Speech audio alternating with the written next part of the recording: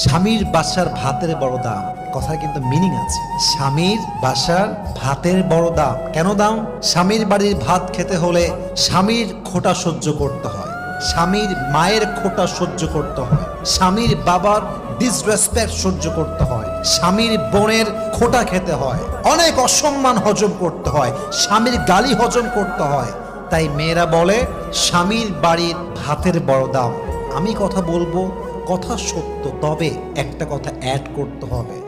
যদি আপনার স্বামীর বাড়ির ভাতের দাম এত বেশি মনে হয়, তবে মাথায় রাখবেন বিয়ের পরে স্বামীর বাড়ির ভাতের দাম যে পরিমাণ বেশি, আপনার নিজের বাপের ঘরের ভাতের দাম তার চেয়ে বেশি। বুঝবেন, জাস্ট তালাকটা নিয়ে বাসায় যাবেন, তাহলে বুঝবেন। জাস্ট তালাকটা হোক, বাসায় যান, 3 মাস থাকেন, 4 মাস থাকেন, 5 মাস থাকেন, স্বামী নাই তালাক হয়ে গিয়েছে, তখন বুঝবেন